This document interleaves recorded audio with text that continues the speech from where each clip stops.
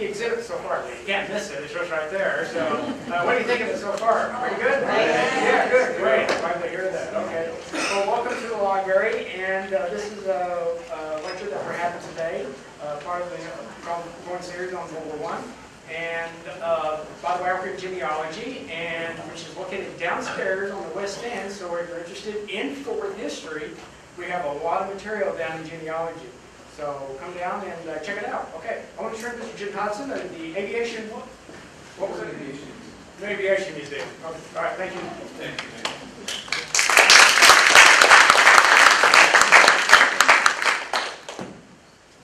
Tyler told me it's just going to be loud, so we'll see. Well, it doesn't seem to be working much anymore.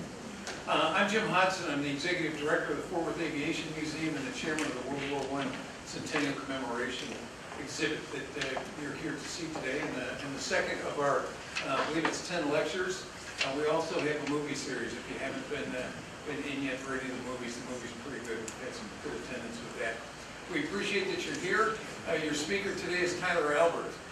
Tyler is the Executive Director of the Military Museum of Fort Worth, and he specializes in Camp Bowie in the 36th and 90th Divisions. So I'm going to turn it over to Tyler right now, so enjoy. Thanks for being here.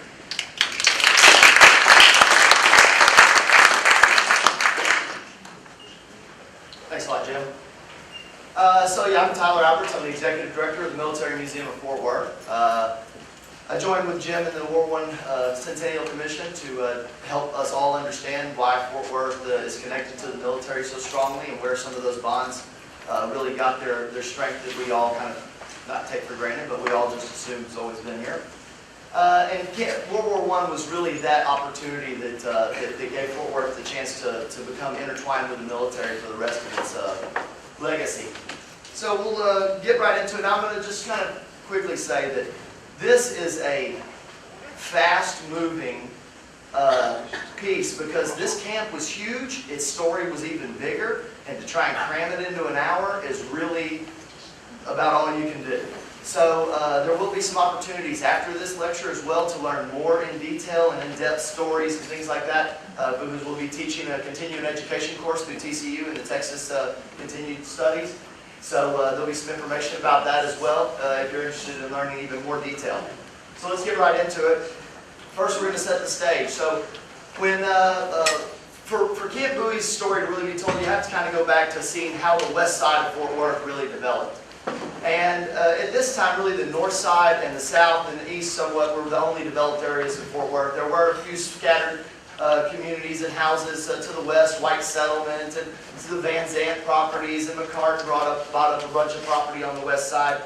But it was really a gentleman by the name of, uh-oh, that's not good. No. Not at all. Well, one second, ladies and gentlemen. There you go. There you go. All right. What happened? I have no idea. Oh, okay, there you go. All right, Angie's in you. Oops. Hey! Hold on. Let's get this thing set back up.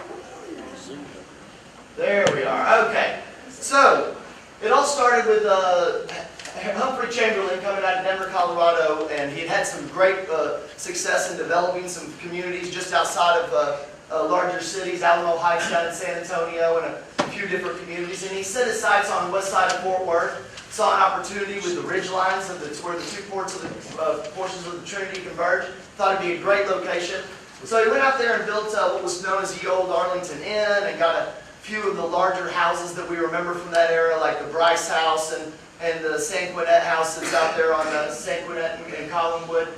And some of those big homes. The original McCart home was actually the model home for the development site, and Henry Tellent actually lived in there as he controlled the residential development. And so they built a lot of those big turn-of-the-century homes out there. But it never really took off, and it kind of failed when the Depression came in the late 1890s. There we go. And also around this time, we got involved, right before the turn of the century, we got involved in the Spanish-American War. And Fort Worth looked for some economic opportunity because of the Depression. They weren't really, the cattle drives and all that had somewhat subsided, and so there wasn't as much money around. and they thought maybe bringing a base to town would help, but the war ended quickly and there was never an opportunity. But it set a seed. So the second attempt to really develop Arlington Heights was from James Hanford. And in 1905, he bought up a bunch of the failed properties and did some property dealings out there to try and redevelop it. And they did have some growth. Because in 1905, there were only about 75 families in the total Heights area. Now, this is basically what they're considering Heights at that time. It's a loose term. This would basically be from the Trinity River going out west. There just weren't that many. It was still rural delivery. And by 1910, he had it expanded, and there were about 325 families living in that same area. Around this same time, in 1910, the Como Amusement Park over at Lake Como is built. The Rivercrest Country Club opens up. It kind of supplements the fact that the old Arlington Inn burned down back in the 1890s. And so they had these two anchor points kind of drawing the development. Instead of starting close to the river and developing out west, they really start the development out west and hope that they can draw people out and then slowly fill in between. And they do this because he was smart enough to put, Chamberlain put in the first rail lines, the trolley lines that came out across 7th Street, well not 7th Street at that time, but came across the river and carried people out so that they had an easy trek back and forth. And it was a pretty good selling point. Tensions on the Mexican border in 15 and 16 get us start thinking about possibly having a military camp again. And a couple Texas National Guard units are called. We even had a regiment from Fort Worth that went down there and served and came back. And at this time they started doing some possible surveys for an encampment. We already had the large quartermaster depot at the stockyards, and we're beginning to sell tons and tons of beef overseas in 1914 to the Allies. Because they needed all kinds of food, and everything was still horse-drawn at this time, so everything that needed to be moved was done by wagons for the most part, or by a caisson or whatever. So a gentleman, a resident here, Holman Taylor, was a National Guard officer, and he was selected to survey some possible sites for an encampment to train more men for the possible engagement with Mexico in 1916.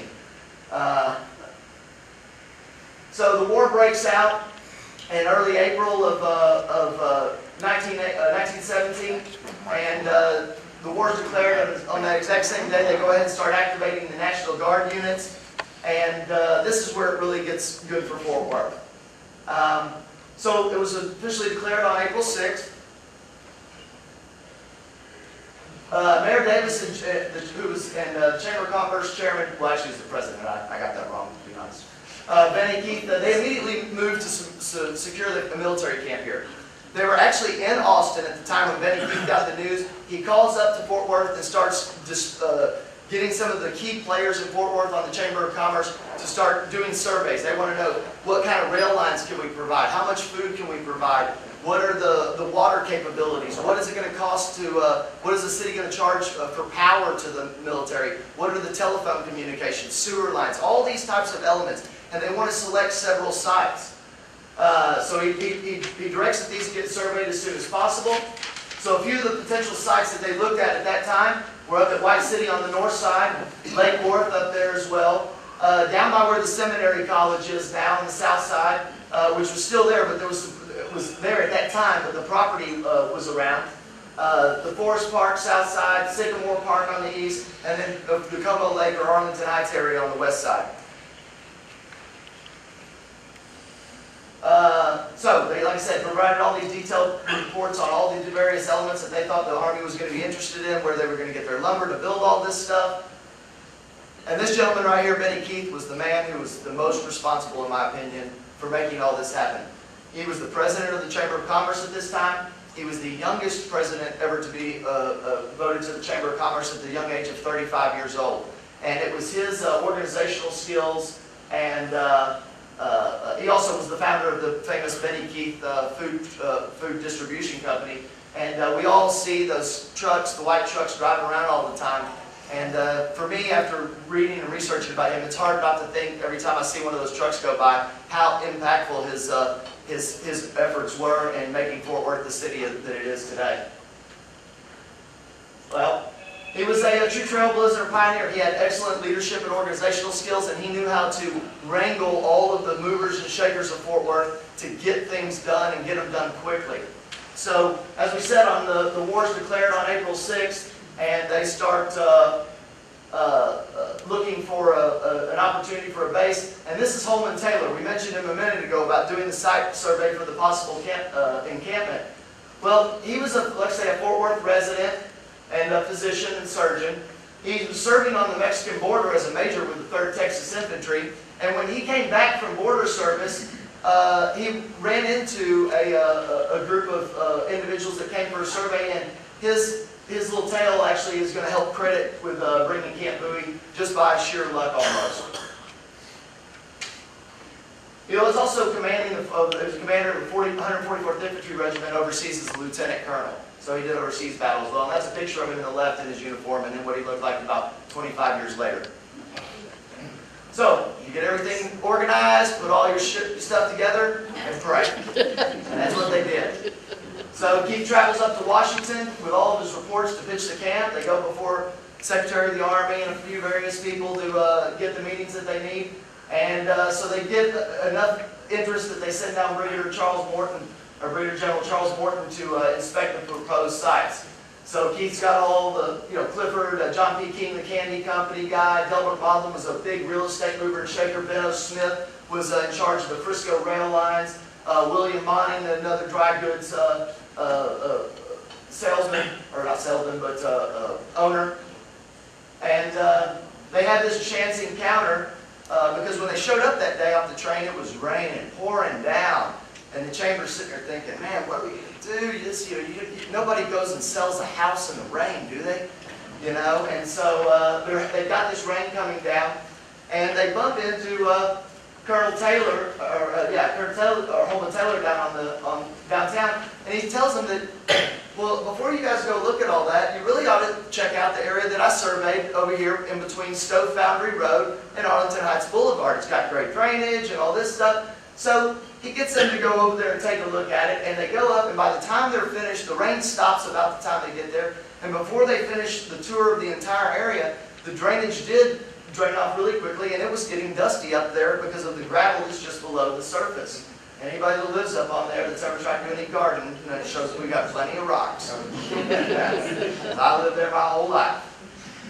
So, Delbert was a realtor, and he worked with Robert McCart, who was the largest property holder. And these guys came together to get all the other small property holders and come up with enough property that they were going to be able to put this entire base that was almost going to be 2,200 acres. And they cut them a pretty good deal at $1 a year. So the Fort Worth gets awarded the camp on June 11th. So just within a few days or weeks of touring the camp, they sold the Army on it, and because of all the different areas and all the things they're going to bring to the table, the Army goes ahead and says, let's put a camp there. So, 35,000 soldiers are coming. That's a lot of people. Population of Fort Worth, this time's a little over 45, I think 50,000 people. It's going to do a big boost to the economy. And they start constructing just within a little over a month after they get the contract. They bring in about 5,000 carpenters to start building all these, whatever most people refer to as barracks, but they're actually the mess halls and the toilets and the showers. The guys all lived in tents. So this is the general location of it. So, of course, this is all downtown here. This is what would become Arlington Heights Boulevard area here. And this would be Stove Foundry Road, or Vickery Road as we know it now. So a couple of tidbits about the history of the camp. Of course, it's called Camp Bowie, named after Alamo hero Colonel James Bowie. And also, they had another camp that was formed in San Antonio that held the other Texas-Oklahoma unit, because that's what the 36 was, and it was Camp Travis. So they were paying a little homage to our favorite fallen soldiers. Like I said, it covered just about 2,200 acres between the encampment, the firing range, and the trench systems. The terrain and soil composition that had been done in the survey by Taylor a few months back or whatever, showed that the composition of the soil was very close to that of the battlefields of France, so it made it an ideal place for them to build their training trenches and all of their particulars for doing battle over there. They had a full-length firing range that covered, if you can believe, this is basically somewhere starting on the firing range off Roaring Springs Road, shooting back up towards Ridgemar Mall, and the long-range stuff would reach pretty much almost to I-30. There were 1,000-yard and 1,500 and 2,000-yard machine gun ranges. They did light mortar work from what I can tell, but I think most of that ended up getting moved out to the trench systems. And there were about 10 miles of trench systems that were located all through Como on the north and south side of the railroad tracks, just east of Bryan Irving Road, but before Horn. So there was and there's still some, we believe, some opportunities to do some more research out there on those. As I said, it was primarily a tent camp. Buildings, all the hard buildings that we're going to look at are all mess halls and where the guys hung out in day rooms, where they took classes about how to, learn different procedures, because there's plenty of manuals in the Army to read, and they had them back then too. So that's where they did most of that stuff, but they all lived in tents.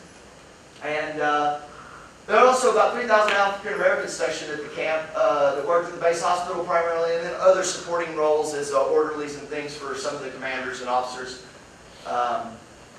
So we talked about all the Texas regiments that had brought up for the Mexican engagement there in 15, 16, early 17. And they decided when they went to war, going to war against Germany and these large formations of men that they were seeing over there, that they had to reconstitute and redevise how they were going to be fighting. So they reformed as what they knew as a square division. So instead of being a couple of, maybe 3 regiments just running what they would be an effective fighting force, they broke it up into 4 regiments and made it a square division. So each 2 regiments equaled a brigade, 2 brigades equals a division.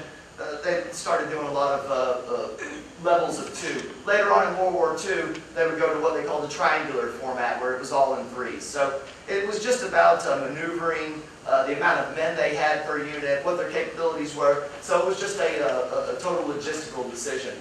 It was primarily made up of men of Texas and Oklahoma National Guard units, hence the blue arrowhead for the men of Texas, or from Oklahoma, and of course the T for Texas. Down below we have Major General John Grable and his staff. This is him right here. And he was the commander of the 36 when it was activated at Camp Bowie on the 18th. So they also called it Camp Quick because it came up so fast. From the time of the war till the time they started construction is under 2 months, just over 2 months. They are, adding warehouses near the Frisco line. Which the Frisco line would come, the rail track that's right there by Montgomery Ward in that 7th Street district. Y'all know that rail line? So it used to come and cut off, down by the park, and then it would go out towards behind the Amon Carter, all the Will Rogers and Amon Carter exhibit halls. Well, now that's a street. They turned that into Trail Park Drive or something. So that basically follows the line, and then all along that, stretching back towards Montgomery, would be massive warehouses where all the men would come in, all the equipment would come in, the horse remount stations are going to be back there. So they started building a ton of stuff, and you can see that the camp finally gets completed on December 1st, and they've added pretty much everything. The base hospital become active. It was turned over to the division on October 22nd. So here come the dough boys. Here comes the dough. This is what Fort Worth's been waiting on. They need this economic boom. And it comes way hard. So these are some of the business advertisements that were just for the businesses in and around Camp Bowie. You can see that they've got barber shops that are popping up, all kinds of little cafes and confectionaries. They've got ads for more restaurants, and John King is advertising for his candies.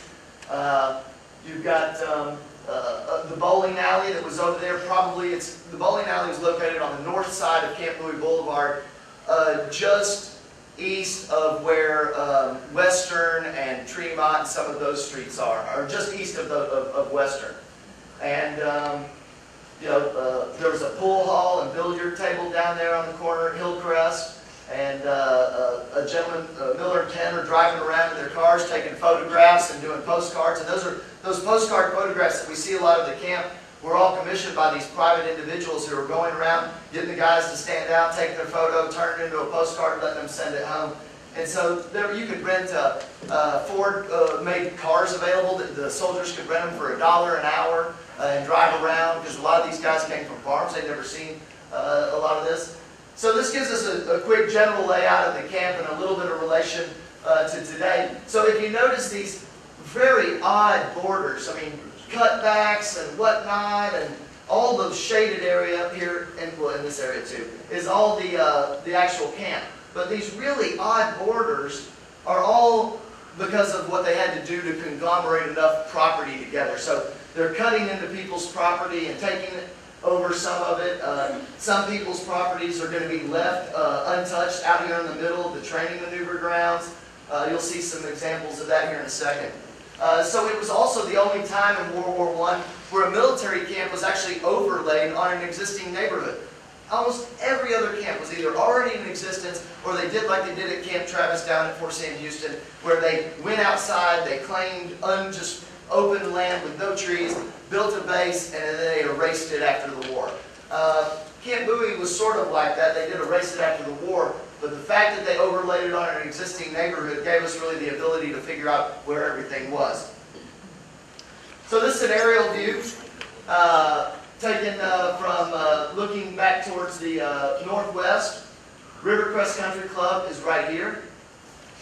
This street right here is Camp Bowie Boulevard. Going out. You've got Montgomery Street right here. I-30 would be somewhere right about here. And this would be Clover Lane. And I'd say right about in there is where Stripling Middle School would be.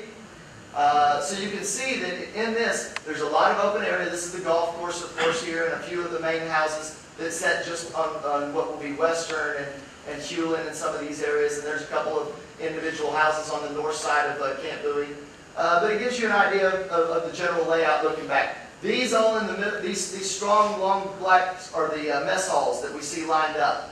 The tents would be stretched out behind each company. So each one of these would represent A, B, C, D, E, and they would have their tents stretched out behind them with their showers and latrines as the physical structures at the end of that. Here is a view looking back towards downtown from the west. So again, a perfect example. This is the base hospital. Here is Camp Bowie Boulevard stretching back towards downtown like that.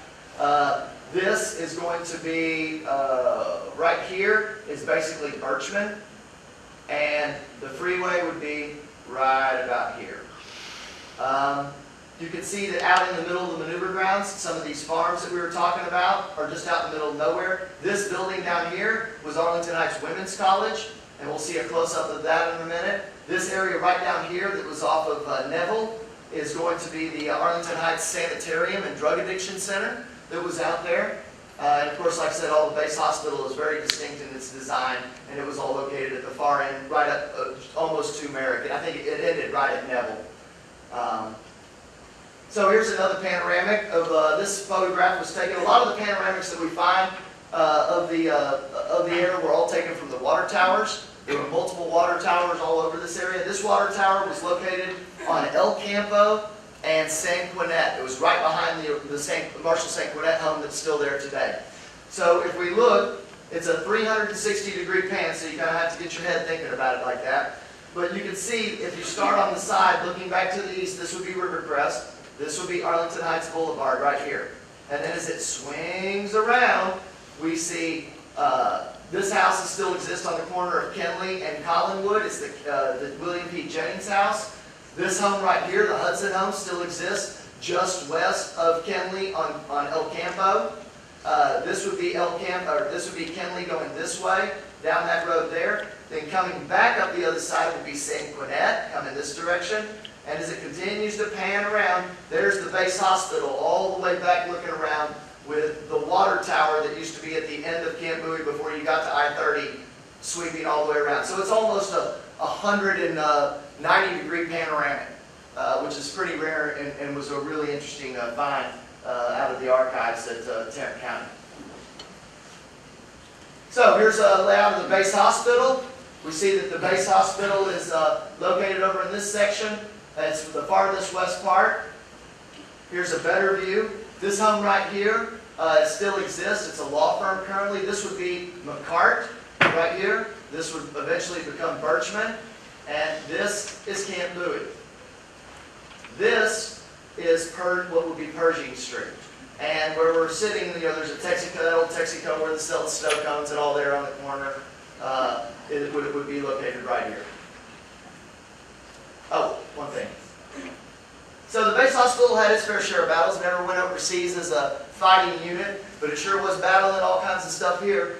Primarily, when you get a lot of guys from a lot of different places and confine them in places, you're going to start passing diseases around. And it happened, and it happened quick. So as soon as the guys started coming in, they started having measles. They reached epidemic level by October. These guys showed up in August. So just a few months, they're dealing with, 3,000 or so infected people. The Spanish flu influenza, which killed millions of people. Matter of fact, out of a population of 100 million in the U.S., 550,000 were killed in the U.S. alone, half of 1% of our population, and more than 10 million were affected. Matter of fact, more died from influenza than were killed in all of World War I.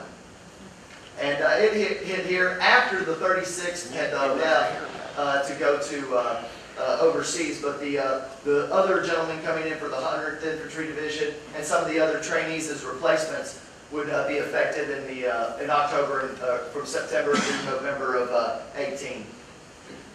Mumps also arrived, causing almost 2,000 cases. So they really had their hands full, and these women made it a little bit more bearable. The Red Cross nurses apparently were invaluable to helping the men and giving them comfort and giving them a little bit of home, like mom or sis was helping take care of you instead of being. A lot of these guys came from farms and never been away from home. They go in, and it was nice to have a tender touch every once in a while. Here's some of the gentlemen that this gentleman looks like he's broken his leg, probably in a training exercise. Was not uncommon, and the rest are all just relaxing and convalescing in the interior wards. You can see that there's really no insulation on the walls, just single slat sides, and enjoy those Texas summers and winters. Here's the outside. This is a typical kind of close-up of what one of these mess halls or barracks. This is actually a supply building that they were using, but you can see just the wood slat outsides, usually elevated on pier and beam construction, and that's why virtually no remnants are left. Everything was just hauled off. Matter of fact, most of these buildings, they were torn down and reclaimed by the people that bought them, because when you bought the property, you got the structure on it too, and they tore them down and sold the lumber or actually used it to build part of their house to begin with.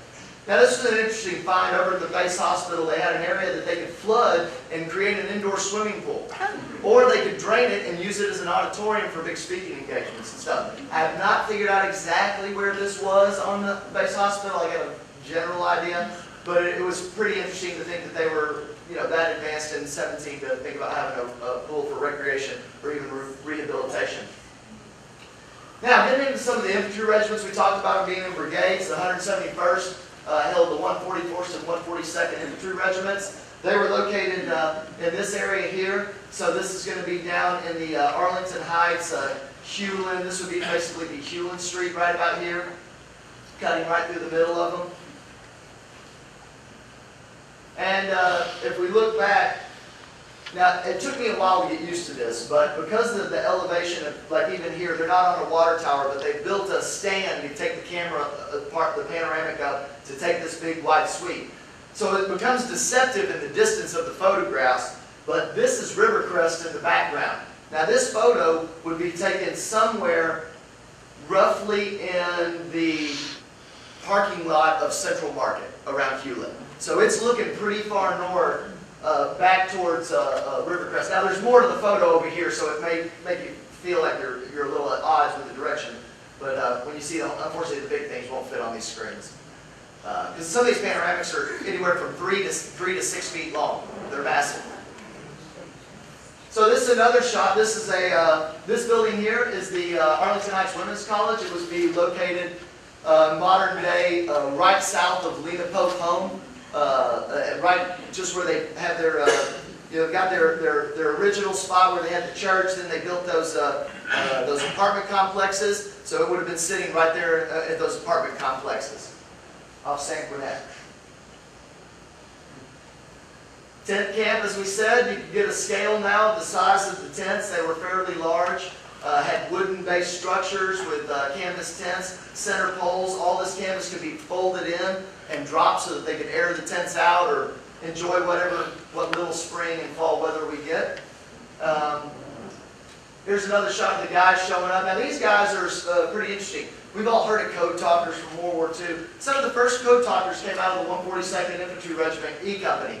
And these guys were Choctaw Indians, and they were actually used in combat theater to use their native language to get around the fact that the German communication lines were so convoluted with American lines that everybody was listening to everybody's conversations that it was impossible to do a lot of maneuvering without intelligence from the other side knowing what was going on. And it wasn't until Captain Bloor, who had overheard some of his Choctaw speaking their native language back at Camp Bowie, that got an idea that he thought might see if they could talk to each other. So they invented a few different words and things for troops, and machine gun was little gun, shoot fast, and they came up with all kinds of little terms and stuff, and they were successful in it. Now it was never actually used in a real combat action, but they did use them to maneuver some troops. They proved that it was a good system, but only 2 weeks after they did this test, the armistice was called and the war ended. So the 172nd Brigade, the 143rd and 144, was actually up here on Camp Bowie Boulevard, and they were set in a kind of a slant position to be in line with the boulevard. That's why their setup doesn't look as square as everybody else's. 1 second.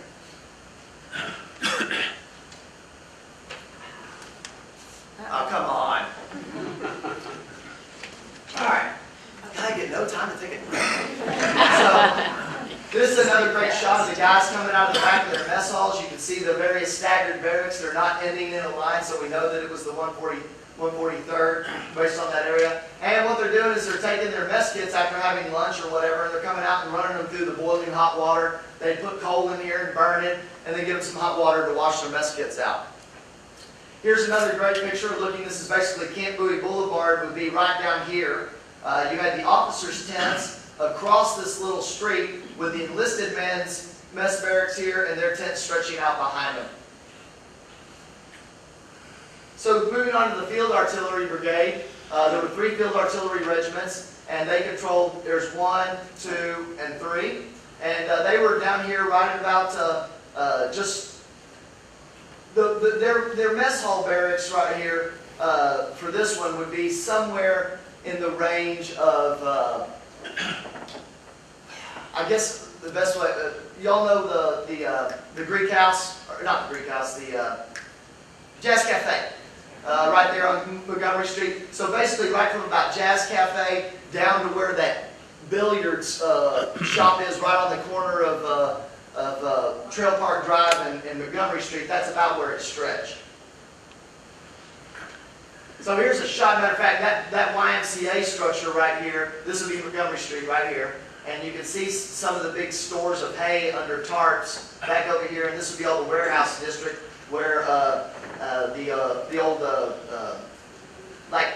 just in the big parking lots and stuff before you get to the park. And this YMCA right here is situated right about where that pool hall, that billiards shop is right there on Montgomery Street. Of course, Field Artillery, we're using horse-drawn artillery, and as you can see, that it was probably a lot of fun with the amount of mud that gets caked on these wagon wheels to be pushing it through and dragging it through all the soil. But that's a nice shot. They didn't really have that large of caliber artillery at that point. It was just a 3-inch gun. So the quartermasters, the remount, all that kind of stuff was all located on the west or east side of Montgomery Street right here, which was known as Reka Avenue at the time. And you can see the Frisco rail line that they added came through here, and it came through, and then it used to come, there used to be a secondary rail bridge that crossed over I-30 right there at Montgomery before they took it out. But that used to continue it on and connect with the Union Pacific line. So here's, of course, World War I, almost everything's horse-drawn. You're going to have horses for officers, horses to draw your artillery, carry your food, supplies, wagons for medical, the wounded, all that. So lots and lots of mules and horses were needed, and that whole area was basically filled with these animals.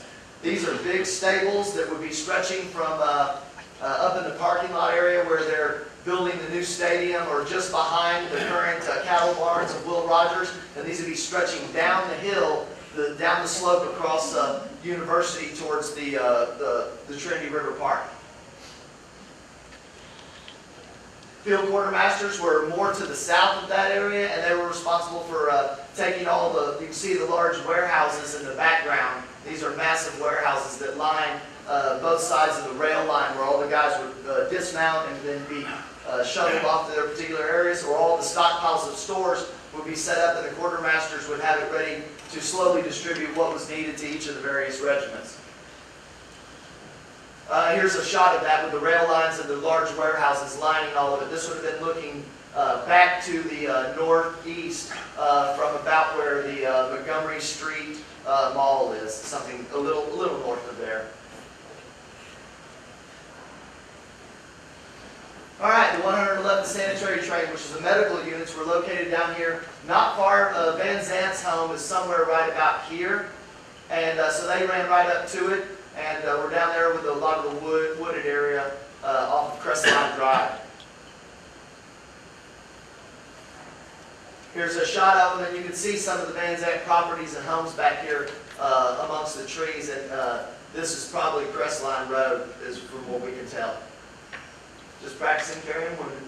Now, the ammunition supply trains were located in what we all kind of consider somewhat the heart of the cultural district, the whole Will Rogers complex. So you've got Lancaster Street right here, Montgomery right here, and this street right here is Gindy.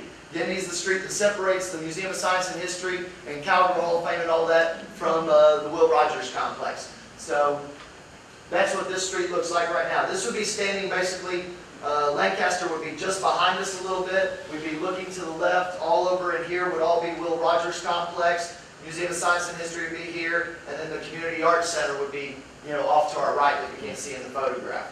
So if you were driving down Gindy, this is what it would look like. Here's a shot from the other way. You can see the officers' tents are set up across this side, so this would basically be where the Community Arts Center is now, looking back towards the homes along 7th Street and Lancaster, back in this area. So signal units were across the street from that, across Montgomery Street from that, but just shy of Camp Bowie. And they didn't come to the Zalowski home. You see this little notch out here? That's where the Zalowski farm was, and they did not incorporate within the camp, so they cut it out, and that's actually the whole property of where the Camp Bowie National Bank is, or the Camp Bowie National Bank, I've been there for years. But I guess it's Frost Bank now, there on Camp Bowie, is where that whole notch out is. Here's them looking back. You can see Rivercrest in the far distance, and one of those streets cutting back up to Camp Bowie going this way. Of course, back in that time, field communication was not what it is today. There were no cell phones or handy-talkies or radios or walkie-talkies or any of that kind of stuff. And a lot of stuff was done with semaphore flags, as we saw those guys using the flags for communication. But that's like visual Morse code. Anybody can crack that. That's not rocket science. So they were doing wireline communications, but again, no batteries, so two lucky individuals get to sit there and crank up the power while you talk, so make it short. Now, headquarters. This is really my favorite. So, headquarters, everybody, I grew up right out there. And all my life growing up, all the neighbors were, oh, my house was where the officers' quarters was. Oh, I had headquarters in my house. And guess what? Everybody ended up being wrong. So, headquarters was not where the monument actually says it is now, at Veterans Park there on the triangle of Camp Bowie. It was actually about 200 yards north of that, and the street, cut-through street off of Clover that cuts back through, I guess it's Thomas and Washington. That street was this line here that I'm going to show you in a second. So there was off Clover right here, there was a drive, Hermosa Street, and it came up, but instead of when it got to that first street, it turned into a big circle drive. So it looked like a lollipop. You drove in, drove around the circle, and then back out to Clover. And they had their stuff all up on the north side because the rest of that area all sloped down to Camp Bowie. And as we've seen, everything was built on the higher ground, leaving the slopes for the drainage and the runoff. So this is one of the homes. This home here would be on Hillcrest.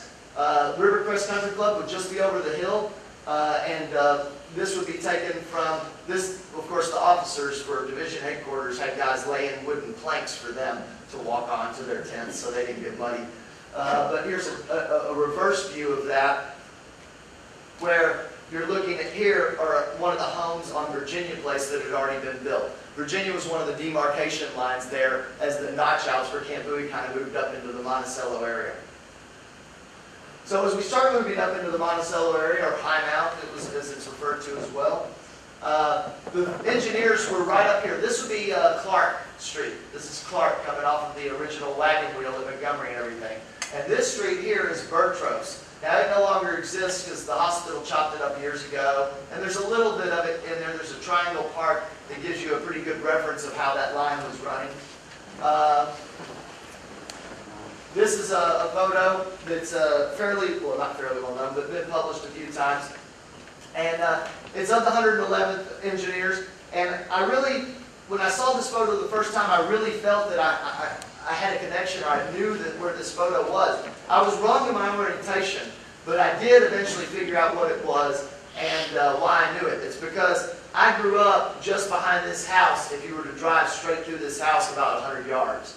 And this would be Clark Avenue right here. Oh, hang on. Back up. Let's not get too hasty. Oh. All right. So this right here would be Clark Avenue. We're looking down Bell Street with the trees lining both sides. And Bell had been one of the first streets over there to be fairly developed off of Clark going back towards Camp Bowie. So they had about 6 houses on this side till it stopped, and then it crossed across the street and picked up some houses and went on down the rest. But as we continue to pan off to the west, we'll see that this house is still in existence. And this house is on the corner of Virginia and Clover. So it's still there today. And if you continued on down Clover going towards Hillcrest and Rivercrest Country Club, you would end up about here at the T of Hillcrest and Clark. And then these two homes still exist. They are the second and third home to the left, to the south if you're coming off Clark. And this home is still there, but it's now under heavy construction. It's the second house to the right on Hillcrest, and it's under heavy construction in the back of it. You can't really tell in this photo, but it had a very distinct two-gabled section of the house that has now been taken off. And it was only because of Google Earth and being able to see that and finding that match in this photo that gave me the proper orientation. Had I not found that image a couple of months before, I would have never made the connection because it would have all been changed. So I was pretty lucky on that one.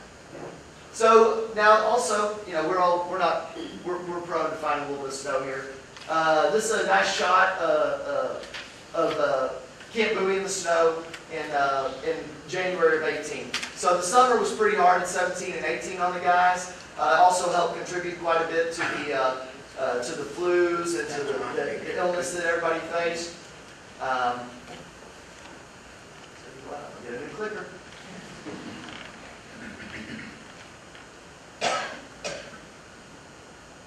All right. Okay. So the engineers, what they do? Well, they built trenches, they built bridges, they did all those types of things. And these are actually some constructions of bridges that they built over the Trinity that would have been down around the Bryant Irving areas where they were doing those maneuvers. So they built a few bridges down there, used to do some mock assaults and things like that. The headquarters troop, military police, were located over here, really kind of off of, I guess it's, drawing a blank, not Montgomery Street, but it's, no. It's one block east of Dorothy. It's starts with an H. Trust me, that's when I do that. Y'all ever had that happen? Okay, we're gonna let it slide. So here's a nice shot of that. So these guys are looking, what we're doing here is we're looking back towards Camp Bowie, and these are the homes of the, what I call the wagon wheel of Montgomery. So this would be Montgomery Street continuing, then it's going to drop off, and you can't see as it continues Montgomery down towards Vickery and all that. But these are some of the homes that were right up along Vickery, and the first couple of homes on Clark going back to the west. Haskell. Haskell, there you go. That's it. All right, this is a shot taken, speaking of Haskell, this is a shot taken probably standing on Haskell, looking towards, what do you call it, North Highmount. The building that's barely visible right back here was sitting on, sits on the corner of Dorothy and, right across the street, on Dorothy and 7th, right across the street from North Highmount Elementary. Like I said, the perspectives are a little weird because it's panoramic, but we estimate that the angle, because of the two angles, that this guy was standing somewhere on Haskell. So the detention camp got me confused for a long time. I think, man, God, they had that many guys in the bath. They had to lock that many up. I mean, there are a lot of barracks up in here. And what it really ended up, after doing enough research, I realized that it was the first stop. As soon as you got into the camp, you went to the detention camp. They want to keep you under surveillance for a couple of weeks, make sure you don't have any really bad illnesses, keep you in a quarantine section, and okay you before you get into, I guess, a general population would be a good word. And so that's kind of what they did there. They had a lot of all the recruits. They also ran an officer training camp out of there for a little bit of recruits, but primarily everybody was down in the lower valley of Monticello. This was White Settlement Road. This is going to be, like I say, somewhere along the Haskell line, and this would be 7th Street continuing from here. So that kind of gives you a little bit of scope. This is looking from about White Settlement Road, looking back north to the houses up on the ridge line of Clover, and a bunch of the barracks also up there that we saw for the engineers right along Clover and Hillcrest.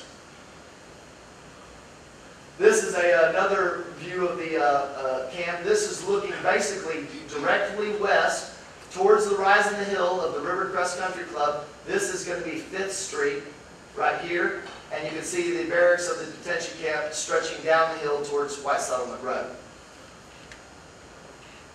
Now, there were some machine gun battalions. Why they split them up and put them all over the place, not really sure, but they did. So they had them at the 131st here, 132nd, 133rd. Oh, I'm sorry, reverse. 131, 132, 133. These are guys practicing their machine guns. Now, remember, World War I, it's really the first time that our guys are using machine guns. These are early, and really, really rare Colt machine guns. So it was a nice photo to find that they were practicing with those back then. A lot of these guys, you know, they may have been around guns, they were hunters from the farms or whatever it may be, but they never experienced this type of weaponry. So there was a lot of different types of trainings where they were just going to be out using the guns with no live fire until they were given time to go out to the machine gun ranges in the Shady Oaks area. Here's an exchange. These buildings were some of the smaller buildings on the post. There will be the ones that are very tiny. And they were basically just exchanges for guys to purchase various materials, get extra pairs of writing materials or books to read or whatever they might want to purchase, insignia, all kinds of odds and ends. They also, I love the colorized photographs and postcards that they did. This area here, we show them training recruits. These guys are getting lessons in the rifles and how to hold them for drill or how to clean them. They also learn how to march and make formations, and so here you got the guys even doing the old TP trick with the rifles, getting them all locked up so they don't have to have them for short arms inspections. Pugilism, wrestling, tug of war, anything they could do to get these guys physically active and learning to get them up to a high stamina, physical endurance, they did. Also, if you notice in the back, there's no tents are up. They pulled all the tents down. A few are up here up front, but most of these haven't had their canvas put on. Like I said, they did all kinds of stuff. Bayonet practicing up here. Going over the top. They built some things where they had elevations and they would jump down on. The bayonet, you know, they used to have things where they'd stab bayonets that would be hanging. Well, they put the bayonet bags down here on the ground because when you jumped into an enemy's trench, you were going to be stabbing downward on a soldier. And so these were some of the techniques they practiced. Barbed wire, another thing that they had seen you know, as of late with the invention of barbed wire in the late 1800s, but they'd never really seen it used in such intricate defensive positions. Of course, we know Civil War and different people had used forms of defensive positions with barbed wire, but the way that they did it in World War I by using multiple layers of barbed wire on stretches that would fill, you know, one's wide would be as wide as this room, that it completely eliminated the old cavalry charges. So we all went into the war thinking, oh, we've got these big units, and even though they've got these trenches, there's always an end to the trench, and we're just going to swing around just like we always do. Well, that just doesn't work when they just string out barbed wire. Your horses become ineffective, your men can't move fast, they're easily picked off by the new weapon machine gun. We're using 1800s tactics in a new modern war. Machine guns totally changes the face of how things are done. Things like hand grenades become more widely used, and that's what they're doing here is practicing throwing hand grenades, except they were all pretty low on supplies, ordnance, and all that as the training went on. They were training with wooden rifles for a while before they got real ones. Here, when I zoomed in close enough, you can see that they're not throwing hand grenades, they're throwing rocks.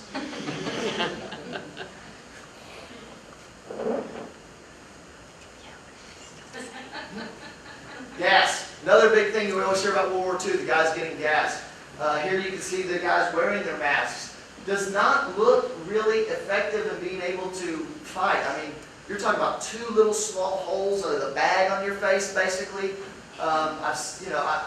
I've done the Charlie Brown with the bed sheet at Halloween. It's not easy to see out of, and I don't think this would be either. But it was 100% necessary. There were a lot of people that suffered gas attacks. Thankfully, it's really never been used in wide use since. I think a lot of people learned lessons, but unfortunately, there were a lot of people that had really bad lungs and physical damage done to them, where they ended up having to leave their homes, maybe from New York or wherever, and a lot of them moved to the deserts of New Mexico and Arizona because the arid climate helped them breathe easier. And I always felt that kind of sad that these guys went and served their country and they were wounded in such a way that they weren't even able to go back home ever. That just so that they could be comfortable in living, they had to go and make a whole new life in another area. All right, this is a great little card. Shows the guys digging up the trenches. And these are the type of photos that they would go out and take from like the Miller and Penn car company. And they go out and take these and they make up some prints for them and they'd sell them in the PXs as generic cards. And maybe, you know, you could buy one of these and buy one of guys marching or whatever. Send them to your parents, let you know you're doing all right. So the Benbrook Trench System, which was located, as I said, down on Vickery Boulevard. So that's what we're looking at here is Vickery Boulevard coming down. There's actually a train on the track. You can see the smoke coming up.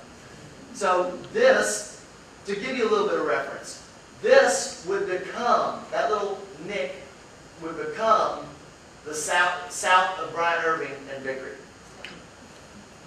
This right here, this little area right here, is where there is that lovely, lovely little honeymoon spot right at Horn and Vickery, if any of y'all are aware. Yeah, that little gem was actually very useful for some people that had done some research and able to locate and give us some bearings on the trench system. So lots of this discovery comes from little pieces here and there.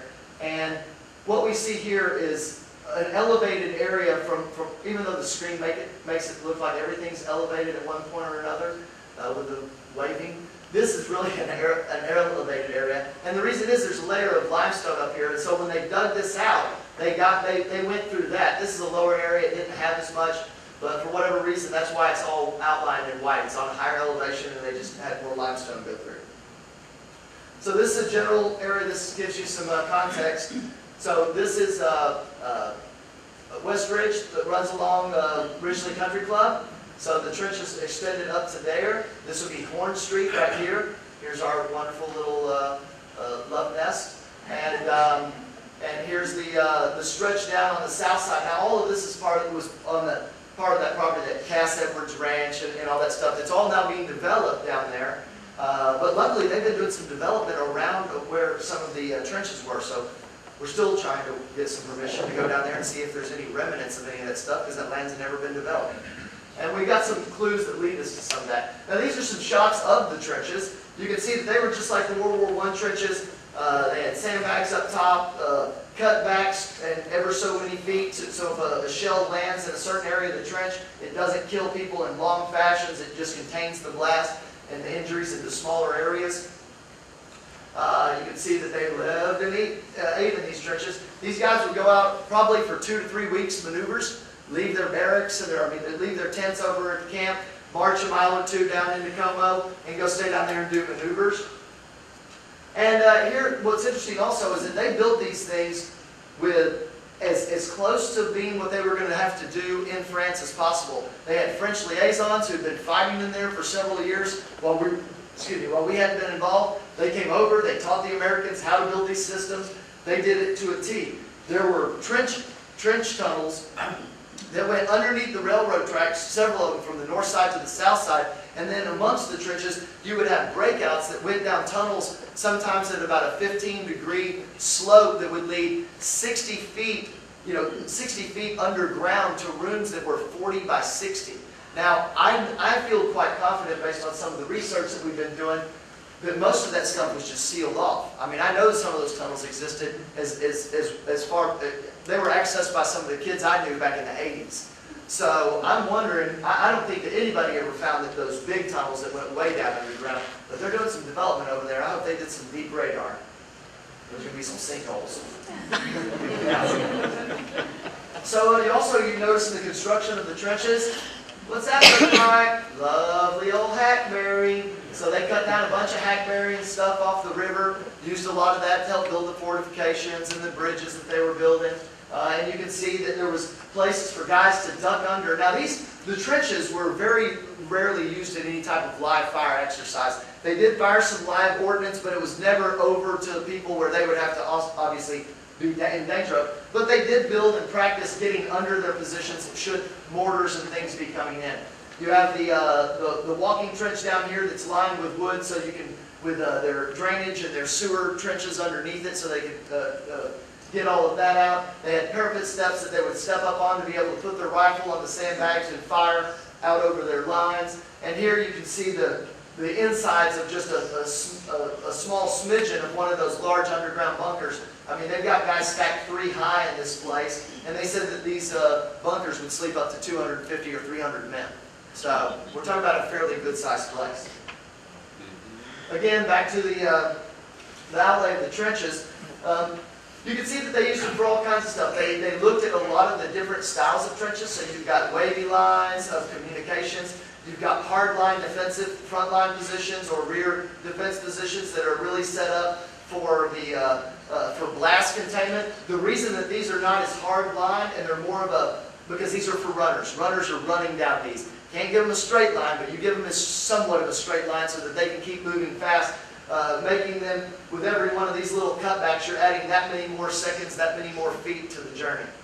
Also, you get into some of the designs of the trenches where they had very confined fighting areas. They did long line trenches back here to just equate doing the runs across open no man's land to afford. That's what all this striation is from them coming out of here and then attacking across these open fields.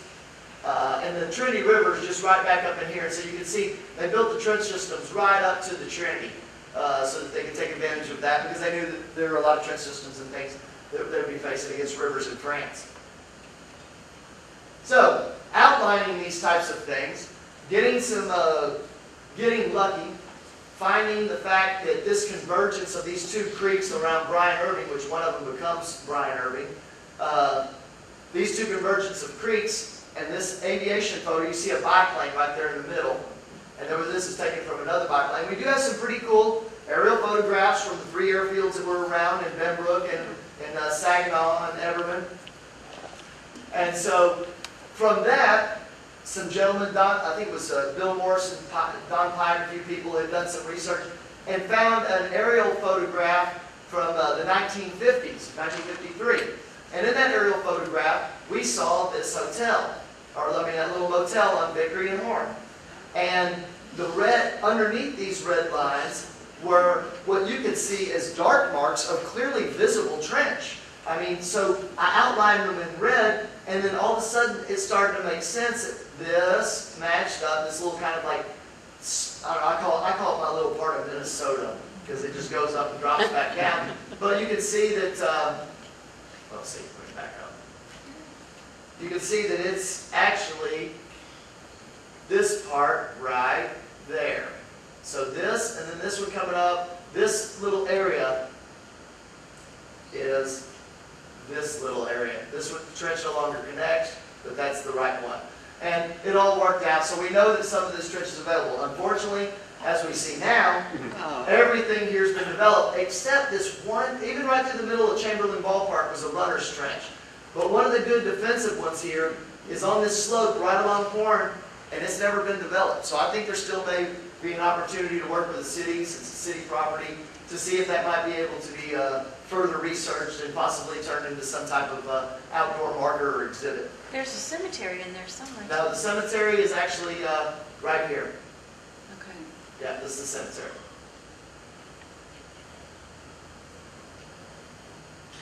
So this gives you a little idea of the camp begins and the machine gun ranges. So here are the camp kind of rough outline. Here's I-30. Here's Ridgemar Mall, Carswell, 183, Roaring Springs Road is the base. And you can see that they put these 2,000-yard, I mean, that puts it on, that's Luther Lake. Okay, so although we know there's a lot of hills to get to that, that's what they had to scope out in case you had any bursts that went high and went long, or what it is. Obviously, they were shooting at targets with backgrounds, but for safety precautions, they had to mark all of this out as unusable land for anybody during their training exercises because the bullets had the potential to reach that far. But as we know, if you're down in Roaring Springs Road, you'd have to be aiming awfully high and go over a big hill in Camp Bowie to hit Luther Lake. So, some of the organizations that helped out at Camp Bowie that all came about were things like the Red Cross. They supplied the nurses at the base hospital. They operated a convalescent home. Actually, it was built in the shape of a cross at the base hospital. Here's a picture of it. And if you turned it the other way, it looked basically the same, except this vent would be sitting right there. So it was built in the shape of the Red Cross. We also had the YMCA. Now, the YMCA did a lot of work. Young Men's Christian Association. These guys did a lot of work to keep the soldiers out of trouble, providing them with entertainment, providing them with libraries, whatever they could. Because at that time, there were more brothels than there were churches in Fort Worth with Hell's Half Acre, and there was a lot of big push from Reverend Norris, who was kind of one of these teetotalers, and they were anti-booze, and let's watch out for that hellish district down there. So there was a lot of concern that bringing 35,000 18, 19-year-olds out on the town off the farm might be a little trouble, but they really didn't have as much. These guys were in the military; they had a job to do, and although there were some instances of I don't know, say young men having fun, they were quite rare. Now, this is what a typical YMCA building would look like. There were six of them throughout the camp, including the main headquarters. This is built at number 61, located just off of Montgomery Street. This is the Red Cross hostess, the YWCA, YWCA hostess house, and it was for a place set up for mothers and sisters to come to visit people at Camp Bowie, but still stay in an environment that was going to be woman-friendly. They didn't want them having to stay in men's areas or whatever, so they built this, and this was located roughly starting about the alley of the Arlington Heights United Methodist Church right there at Camp Bowie and Clover. Well, right behind that, in that parking lot is about where, across the street from that, in the parking lot is about where this would be sitting. The Knights of Columbus, also another organization that's still around that was opened up their hall. And they opened up their hall right next to the Zalosky Farm. We were talking earlier about how the Zalosky Farm, where that bank is now, right on Camp Bowie, was their whole property. They also were responsible for building those two little commercial rows where K Flores and Peace Cobb and the old Mott's used to be and all that stuff. They built those commercial rows, but before those were there, they had was sitting there. So this would be Zalosky Street right here, the cut through that takes you back to Crestline on the back side of it. And we'd be looking down Arlington Heights Boulevard right about here. The American Library Association also started up a library. It's set about where Winslow's Wine Cafe is on the corner of Clover Lane and Camp Bowie Boulevard. And that's what it looked like. It was a pretty big library, had a ton of books, and a lot of people write about getting to go down there, even getting help learning to read. A lot of these guys were illiterate in many cases, and so guys spent time down in the library getting to learn to read a little. Salvation Army canteens were also provided places for entertainment and people to relax, get a drink. I was non-alcoholic because there was no booze on the camp. But it was lucky for the officers at Rivercrest Country Club was close because they had an open invitation to use that bar anytime they wanted. So we figured that's why division headquarters was located right down the street. Yeah. And now they had a couple of these. This one was I'm not exactly sure where because it was built kind of the same on both sides. But this sits right down about where. Roughly in that Heights area, the very front part, much towards like 30, and that Central Market complex, it was sitting a little bit more up towards 30. It might even have hung over into 30 a little. It's hard to say exactly.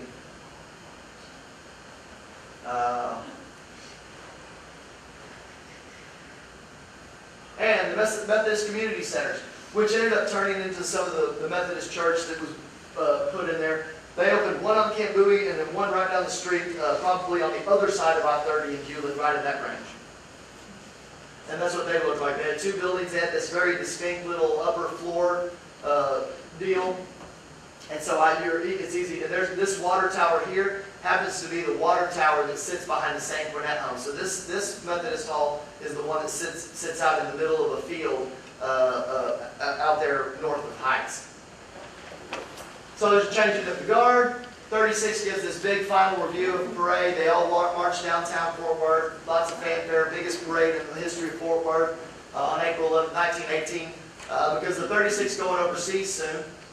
But their general is not going with them because he fails for health to qualify for overseas duty. So when the 36th Division departs Fort Worth, they depart over several weeks in June and July. Lots of letters written home. I'd love to see if you can get down to the train station. And some did, some didn't. Let's see here. Yep, then the 100th, now they had a period of time from basically about 3 months that they were just bringing in recruits, doing training, and shoving those recruits off in replacement battalions out to go start to feed the replacements needed for the 2nd Infantry Division and some of the divisions that got over to France prior to the 36th. The 100th Division, called Century Division, was formed here in Fort Worth in October of 1918, but it was never deployed because just a month later, the war ends on November the 11th, and they immediately convert the camp into a discharge center. So both the 36th and the 90th Division returned back to the U.S. Now the 36th came back. They did not do occupation duty. As soon as they were done, they came back over. The 90th actually did do occupation duty, and so they didn't come back until March or April of 1919. The camp finally closes on August 15, 1919, so almost 2 years. Right at 2 years the camp existed. They trained more than 100,000 men, and they discharged another 50,000 that came back through. That infrastructure was really ended up becoming the basis of the Arlington Heights neighborhood as we know it today. They laid in miles of sewers, like 15 miles of sewers and water pipes. They'd extended rail lines. They'd opened up telephone directories. All of these types of things were brought, and that's really what allowed Heights to flourish, because just within 6 months of the camp closing, it became a race to develop west side of Fort Worth. No structures from the camp survived. period. I've looked at all the photographs, looked at all the maps. I would be happy to listen to anybody that would like to debate it, but I have quite a bit of evidence that will contradict, I'm sure. And it's a shame, because it would be nice to have something left. And that's one of the problems, is that really, I guess the street, I mean, it's the most well-known, it's the only one true recognizable thing that was there from the war, other than the various houses. Now, how many houses do you think that were there in 1918 are still here today? Anybody? 22. Yeah, 25. Yeah, quite a few actually. So, what did the camps, and now when it talks about camps, a lot of this also talks about the 3 airfields. So sometimes when you're doing this, it goes back and forth. But the 3 camps of the 3 airfields at Camp Bowie were just this massive economic boom. Look at this, $1.6 million a month in salaries. That money's a lot of that's getting sent here. It's not all getting sent home. The cost of Camp Bowie construction, $3 million. The Talaferro's $2.5. Other building and rail line construction, and all this brought another $1 million. So 5.5, million. Increased tax values of $6 million. This is, I like this, new bank deposit increases $10 million. Now, I can't remember the exact number. I believe it's an 18-fold on it. So, $180 million brought in today's dollars. Not a bad chunk of change. We've got, just some of these are some interesting things. So they had 935 lumber rail cars, totaling 19 million pieces of lumber to build the camp. Staggering. I mean, you've got, where is it? Method of heating. They got 1,121 stoves that were all built at the stove factory down there on Vickery Boulevard. I mean, the tons of the lumber, 10 million, almost 10 million of the board lumber that was brought was all bought locally. So all the businesses were just increasing their values. Matter of fact, there was some stats that said that the average person's income rose by like $1,100 a month back then. That would be a nice increase now. I mean, back then, that's just a crazy increase of all this money just pouring in. And unfortunately, when the camp left, well, there's a little then and now. So this gives you just a base idea. Now here, the lower one, very few trees, 1 or 2, a little bit over here off of Crestline Drive, or an Alta. But here, now just completely filled in. So what we're looking at, a few things still exist. Like I said, this house on Birchman and Merrick, you can see it actually sits right behind this big real estate building. The school, the original Arlington Heights school, is here, right off the Boulevard. And then they built that big extension that's further west to it, so it's blocking this building, of course. And so there's some great photos. Now, the resolution on these is just, it's impossible to really give you all good ideas of it. So we've, even on the web, you just can't get the resolutions high enough that it makes sense that you can in physical print. So we're working with TCU on printing a book on Camp Bowie Then and Now, where we're taking it. As a matter of fact, this was some of the first testing that we've been doing, because it wasn't. I was thinking it was going to be easy, because I like things easy, but we're using drones to go up and recreate the heights of the water towers, and it's a little more difficult than I thought. We got to deal with the FAA for some reason. But, so we didn't get to go near as far as we wanted. But we know that it's gonna work. We just need to adjust a few of the ways we do it. And I think it'll be an interesting thing. So we're going to work with TCU to do a book on Then and Now, and we're going to get the proceeds of that book to go to more digitization and preservation of archives, whether it be through Tarrant County Archives or any of the other museums that we're working with. So, markers and monuments. Here's that marker that we were talking about, Camp Bowie in World War I. This is the home of the, where the headquarters was. I would like to go put a little 100, 200 yards north on there, but we'll let it slide. You can see Arlington Heights Church right there in the background, and this is at Veterans Memorial Park. Now, they laid this marker in 1950. World War I veterans wanted to have a marker, so they put it up for 1970 to 1919, about the 36th in Camp Bowie, and it was one of the first markers put in. In 1972, They renamed the park Veterans Memorial Park. I was born in '71, so I've only known it as Veterans Memorial Park. And being a kid that used to walk down Camp Bowie and then hang a left on Clover and head down to Stripling or Heights, I always walked past this. It was, well, not always, for several years. It was done in '87. The sculptor Barbo Walker did it. They made 1,000 of these in miniature form and sold them to raise the money for the whole thing. And now they've really added a lot of other neat features to this Veterans Memorial Park. I wish we really had a bigger park, but we've got so much military history, we deserve something that really can touch on a lot more of it. But they've added some great pieces. There's 4 Medal of Honor monument markers down there now from gentlemen that were from Fort Worth that received the Congressional Medal of Honor. There are naval monuments and a couple of other 36 statues. So that's it. I mean, there's nothing left except the money that's all come down.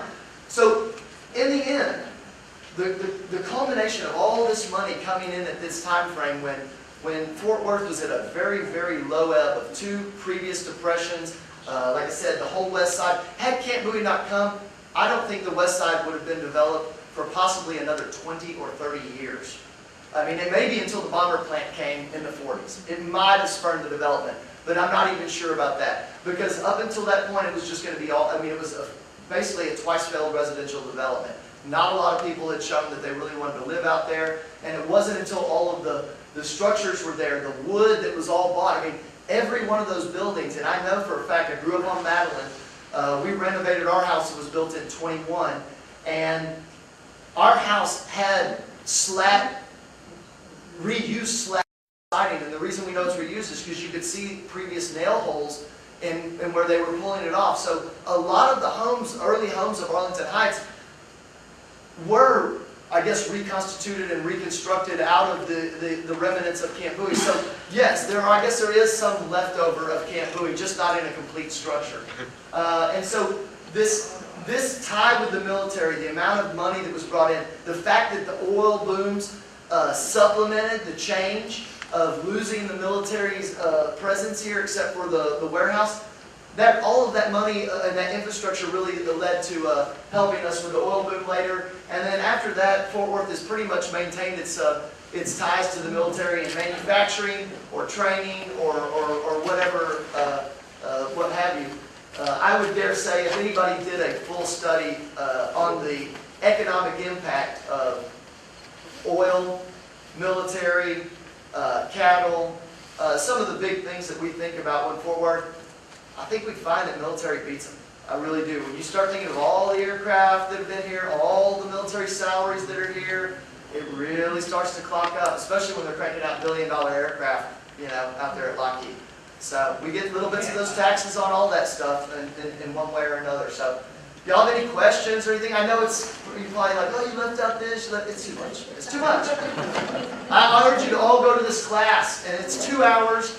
I'm going to be teaching in October. We're going to have a bus tour, and there you'll have pamphlets. We're going to do a lot of then and now. We're going to tour the whole campsite.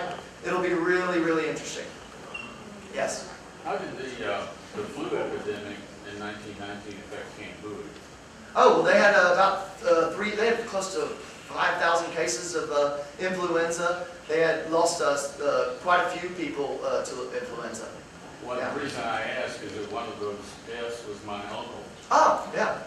Young man, 19 years old, he's from Winchell, Texas. Yeah. My grandparents' oldest child. Oh, wow. Do you have brothers that served as well? Not in World War I. No, most of my uncles served in World War II. My dad was only 2 years old at the time of Willis's death. He didn't even remember his brother. Oh, wow. Oh, also, for any of y'all wanting to do further research on this stuff, because of the resolutions and screens, it's usually blurred out anyway because you got to small. But there are a lot of great images in here. They have all come from private collections or Tarrant County Archives, Fort Museum of Science and History, Military Museum Fort Worth Aviation Museum.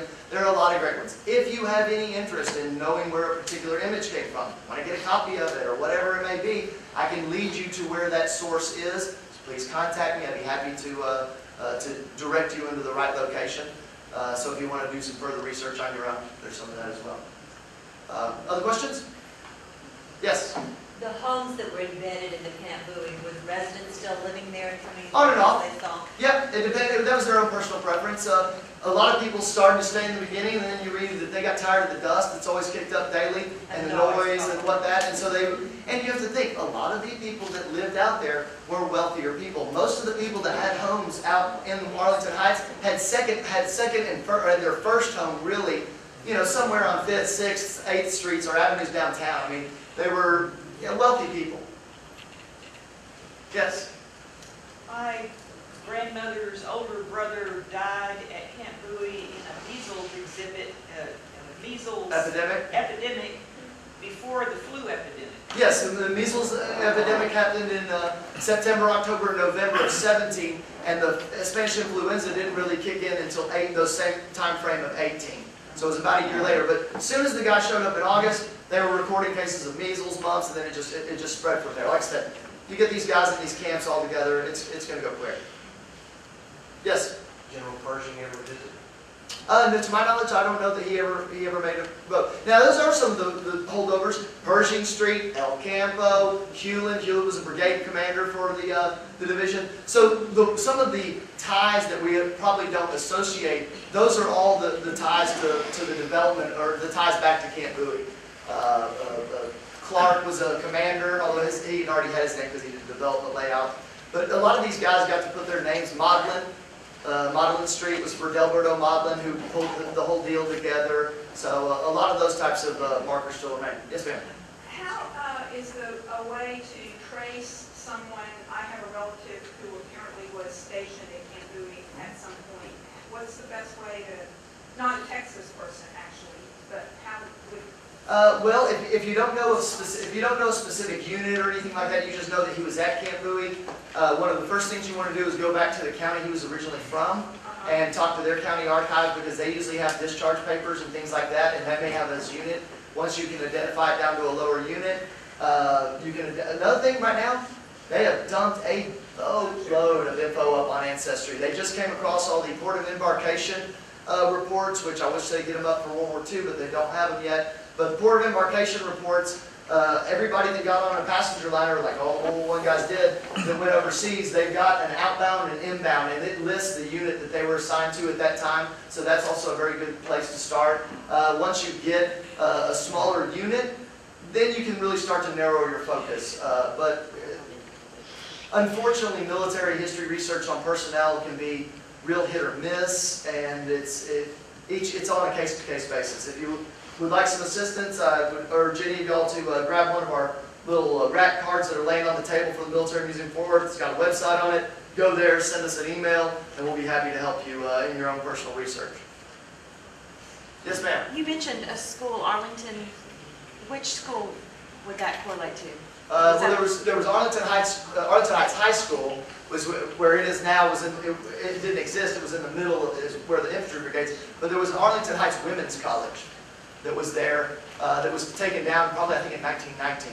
It was supposed to be Fort Worth University, this golden dream idea of Chamberlain's when he developed the West Side. He was going to have a university, he was going to have Como Amusement Park, Yale Darlington Inn. He had all these great things, these big attractions that he was going to do. They just didn't all pan out as long as he wanted. Well, you said 75 residents. Was there a public school out Yeah, there? you had Arlington Heights Public School founded in 1905. It's right there on Arlington Heights Boulevard, on Camp Bowie Boulevard right now. But it's hard to recognize it from the old photos because they've added onto it. They cut the big long eaves, the extended eaves that were on it. They cut them all off. They got the tunnel that goes across now. Unless you know exactly what you're looking for, you're just going to right by it. Yes? Do you know if Fort Worth was competing with Dallas to get this? Oh yes, absolutely. When these, like for example, for the camp, they were looking at several places in North Texas. Specifically for the airfields, I know that they were looking at Dallas and Waco and some other places. And it was Benny Keith again who helped step in after Amon Carter had a meeting with some of the people in the Aviation Corps. It was Benny Keith who had been visiting with Amon Carter that had met one of the people for the a general for the Royal Flying Corps that unfortunately his name escapes me. And he basically said, hey, see what you can do for this nice old Texan. And a little bit later they ended up cutting a deal for the 3 Royal Canadian training fields. Anybody else? You mentioned McCart Street. Robert McCart owned most of the property out there. But it had nothing to do with McCart, they just named the street after him. He has the longest, I think he's got the longest street in Fort Worth named after him. Well, he did, I mean, he owned a house out there, he bought the original model house, which Henry Tallant lived in, and they lived in there up until, I think they tore the house down like in the early 80s maybe, might have been late 70s, I don't remember. More on street names, the Colonel Taylor that you mentioned, the National Guardsman, is that the Taylor Street? I would imagine. I would probably say so. I can't confirm that, but Jennings, William P. Jennings' house is still sitting there out in Arlington Heights on the corner of Kenley and Collingwood. Yeah, all of these guys were the major movers, shakers, and players, and that's something that we can all really learn. Is we drive around our history all day long, and little elements remind us as we pass on these street signs of important events or people or whatever. And, up until now, a lot of people just, I can't tell you how many people that are still kind of shocked that Camp Bowie is actually where it is. I just thought that was a road that went out to Camp Bowie somewhere out by Weatherford or something. And so, it's World War I, luckily, has come back around. It's 100 years. Let's learn about what happened. And like I said, this presentation, you may be like, God, it's taking forever. This is like, it's distraction, man. I'm trying to blow through and give you a general concept or just idea. We didn't touch on any of the cool little personal stories that happened, like the German nurse who was kind of run out of the American Red Cross because she was overheard singing the German lullaby. There's a whole bunch of cultural and political and all kinds of things that happened that, although we didn't cover in this, are all out on the panels out there. So I urge you to read everything outside. And if you want more information on Camp Bowie, I really urge you to think about taking this course. It will be somewhat this presentation, but it will be over 2 hours with a nice intermission, and we will break it down into kind of more of a where everything was in more detail with more photographs of then and now, and then we will break it down into some of the personal element stories in the second half, and then on the next day, on Saturday, from 9 to 3, we're going to be in buses on the camp, out in Arlington Heights, walking around with your little pamphlet book and going, oh, that's what it looked like? Okay, I see where it is. Oh, it all makes sense now. So we'll have a little tour. It'll be a lot of fun. Anybody else? All right, well, thank you for coming.